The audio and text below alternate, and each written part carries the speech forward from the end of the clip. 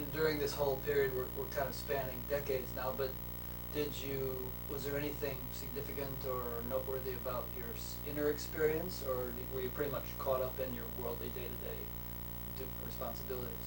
I'd say it was a little bit of both, because there was a stability that I had. And people would comment on it and go, "Oh, really? You see that?" And I'm like, "Well, I feel that." So, yeah, there was a smoothness in my life that I really appreciated it, and I saw it growing through the years. And who's to say that it wasn't from meditation, that it was just, yes, but it was something. It was something, again, that palpability that you can discern between just your daily life and how you feel inside. Yeah, and as you mentioned, and people were kind of remarking on it, so there must have been something a little bit different about you than about people that you were encountering. They noticed something more stable about you or something. Yeah, I mean, I've always been pretty mellow, but just some relaxation that they saw in addition to. Right.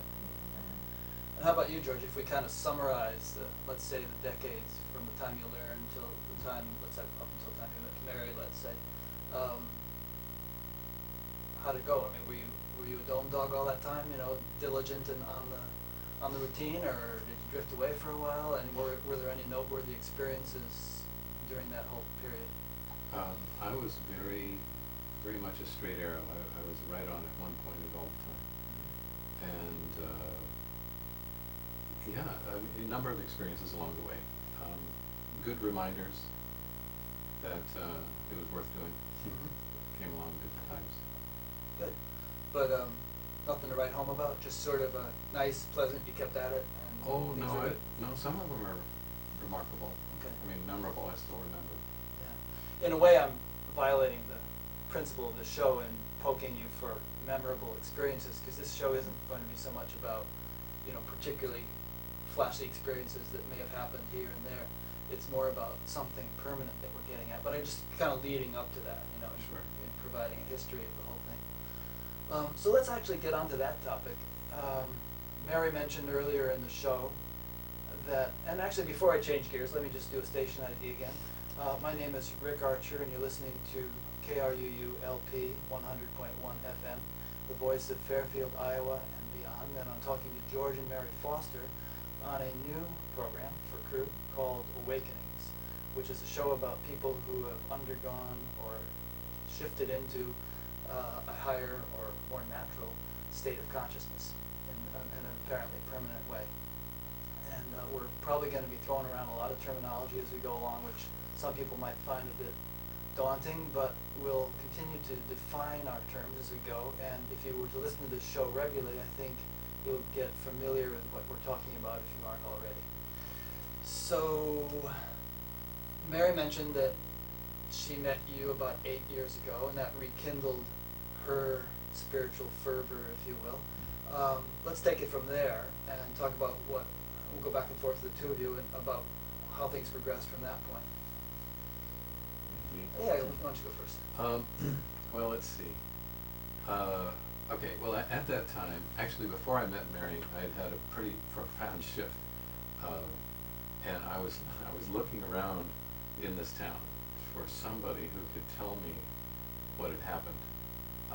Can you define, or what is the shift? Can you explain what that shift was a little bit? Well, the edges disappeared. The best thing I could think of for it was unity consciousness, something that I'd heard of for many years. Let me probe you a little bit here and keep it going back and forth to clarify things. So, the edges disappeared. What do you mean by the edges? Maybe I should back up. Meditation puts you in the seat of your own silence over and over again for years, and I spent many hours there. And there came a shift when the silence that up until that time I thought that I was visiting is actually who I am. And very tremendous aha experience. Nobody around to tell me that was what was happening. But one thing followed very shortly afterward was that, like shortly in a couple months, is that the same silence, the exact same silence that I know I was seeing all around me in outer things, people, objects. Okay, let's stop right there. Was this shift to becoming identified with the silence as being who you are, was it abrupt, like you could have marked it on a calendar, or was it something that kind of snuck up on you and one day you thought to yourself, hey, wait a minute, I now have a different perspective on who I am? Yeah, I try to recall that. I think it's a little combination. There are times when you smell it, you feel it, you don't really know yet. You wonder, think a lot about it. I tend to think a lot, and I thought a lot about it. And well, actually, okay, and then it is a sudden thing. And I can't point to a month or something, but... But you could have, if you wanted to, you could have marked it and said it was June Oh, 3rd definitely. and at 5 o'clock in the afternoon. Or... Oh, very definitely, yeah. Uh-huh. Yeah. What were you doing at that moment, can you remember? Well, one of the moments was I walked into the house and suddenly, all of a sudden, all my self-defining concepts were up in the air. And it was like, what if they're not true? And it was just very evident, too late, already asked, completely sincerely asked, not like just an exercise. And the rug got pulled out. And it was very sad for a moment because, oh, what if they are, false? And then they kind of blew away. And I was still standing. And that was an amazing experience. Huh. I mean, Do you feel like your concept, it's interesting you should say that because I just the other day I heard somebody quoting some famous spiritual teacher, I can't remember who it was, as defining enlightenment as being the state in which you no longer believe your thoughts. And do you feel like your concepts kind of just got blown away right down to the roots, or was it just, was it sort of an initial explosion and then there was subsequent excavation after that where deeper and deeper levels of your concepts got dispelled? Yeah. Well, it's funny, but dispel is kind of a funny word. It's Probably the wrong word. Well, yeah, it's not like they go away. It's No. that you see them for what they are, which is just consciousness. You see that the concepts that you hold about yourself are, in fact, your own consciousness. Those concepts are made of you. They are your consciousness. And so, on the one hand, there's a kind of a yanking the curtain back and seeing who they are. And on the other, it's a completely loving acceptance of these concepts as myself. So it's not like a negation, really. It's more of more knowledge about who you are, acceptance of who you are. Can you give us an example of a concept? I'm anticipating the kind of questions people might ask.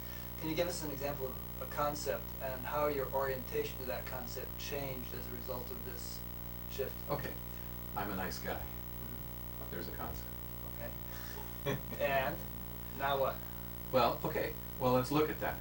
It's a self-defining concept. Who is George? George is a nice guy. Right. All right. Well, fine. That's an easy one to fit into. It's a little envelope you can put yourself in. And we can have a list of those things. I'm a nice guy. I'm smart. I'm not smart enough. I'm creative. I'm not creative enough. All these things. There are all these measurements, you might say, about who I am. Who am I? It's actually very relative. It's relationship to somebody else. I'm not creative enough. Well, how do you know? Well, because I compare myself. Right. So it's like it really fractals out in all these ways, and you find this whole a relationship that you have with everything that defines you, and that's, well, you could say that's not the case. Let's say that you're not limited to that. It's easy to think you are. So in other words, you could say, I am a nice guy, I am a bass player, I am a graphic artist, Yeah. I am a husband, and so on. But that's not really, that's only a small part of what I am. I'm something which can't be defined by such labels. Is that what you're saying? Well, actually, that can be and is in fact defined by those labels. Those labels are the expressions of the infinite consciousness that's always present and always able to be labeled by concepts. Let's everyone digest that for a second while I remind our listeners that you're listening to KRUU-LP 100.1 FM, the voice of Fairfield, Iowa and beyond. My name is Rick Archer.